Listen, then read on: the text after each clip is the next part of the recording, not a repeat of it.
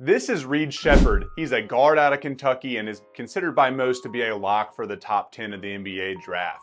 In my opinion, he's being even undervalued there. He is an excellent shot maker, can make threes from all over the court, but also can be very effective with the ball in his hands. He's going to be a steal for whatever team ends up drafting him, and I see no way that he falls past the Hornets.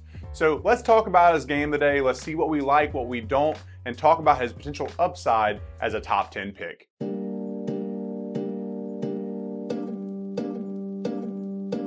Hello and welcome back to Green Flag Sports. Today we are continuing our shift in focus to the upcoming NBA draft and going through some of those prospects who are considered to be lottery locks. Today we're talking Reed Sheppard out of Kentucky, and there's so much to like about his game. He, like I said in the intro, is an excellent shooter. He shot over 50% overall from three-point land on a high number of attempts, and that is something that has to have you drooling as an NBA prospect who values shooting and values the ability to space the floor for some of your other stars. Now, I think from what scares people off about him is, oh, is he just a shooter? And you know, let's just not even answer that question quite yet and turn the focus to what if he is? He can shoot the ball at such a high clip and make shots off of the catch, off of the dribble in transition. Like if that's all that he is, that's completely fine. You know, Reed Sheppard can exist in the NBA strictly as a shooter and be just fine. I don't think there's too much to be concerned about. And because he does this one thing so well, I think that just elevates his floor significantly above some of these other prospects that you see in the same range as him that don't just have one standout thing that they are absolutely excellent at. So, you know, in a league that values shooting, this is by far the best shooting prospect in the NBA draft this year.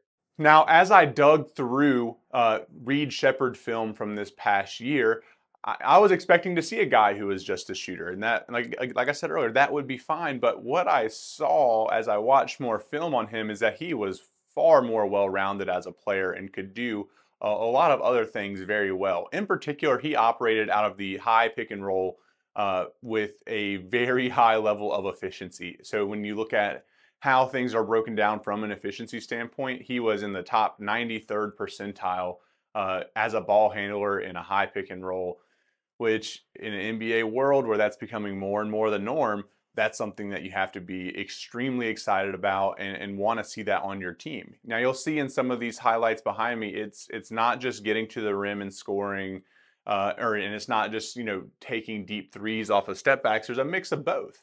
I think he is able to create space and find unique angles, you know, to work with his athleticism.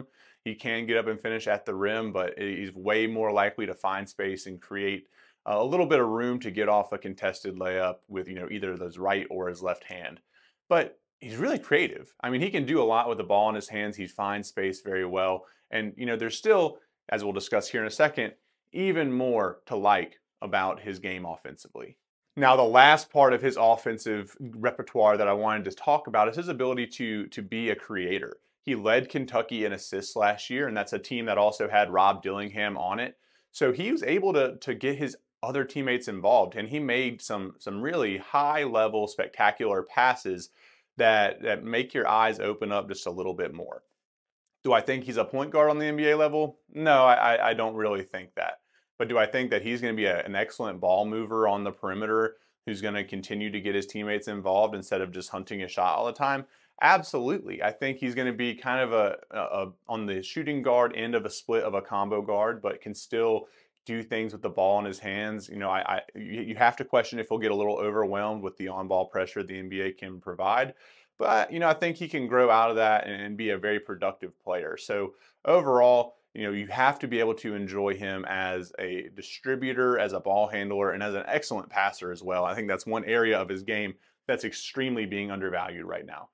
Now, the big knock on Reed Sheppard is going to be his athleticism, and there's going to be question marks around his defense, which, you know, I think is a little bit fair. I think that his size isn't, you know, exactly what you would profile for that position. I think their, you know, foot speed is something where you have to ask some questions as a scout.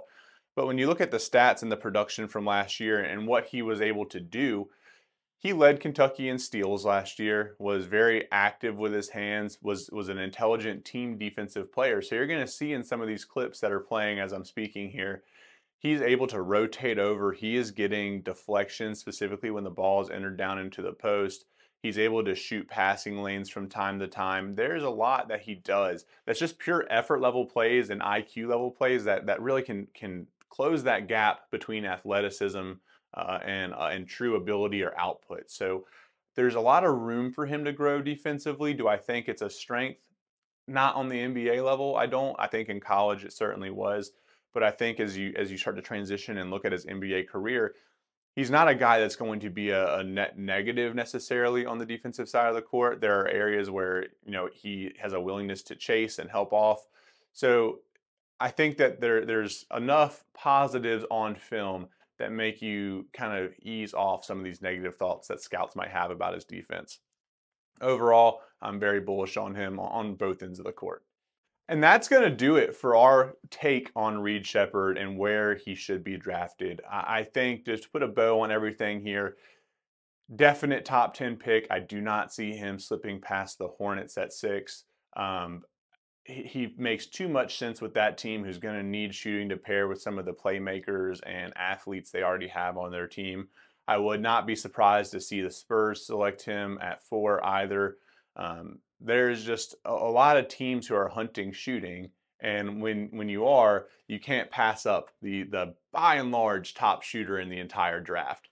So I think when you talk about projectability and what does his career end up looking like, I think you have a pretty defined floor. Like he's going to be a Patty Mills level shooter for 10 to 12 years in the NBA at the very least, in my opinion, barring injury. When you look at a best case scenario, you're looking at like a less dynamic Tyler Hero, but a better shooter most likely, in my opinion. So there's a range of outcomes, but I think you narrow that range down just because of what he does very well. And in a year where it's a bit of a down draft cycle, like that's something where you're going to see a guy with something identifiable and tangible is going to start to creep up those boards even more. So be on the lookout. I mean, I'm sure you'll start seeing news coming out even more so, amping up Reed Sheppard into those higher tier picks. So excited to see where he ends up. I'd love to see him in a Hornets uniform as a Hornets guy overall.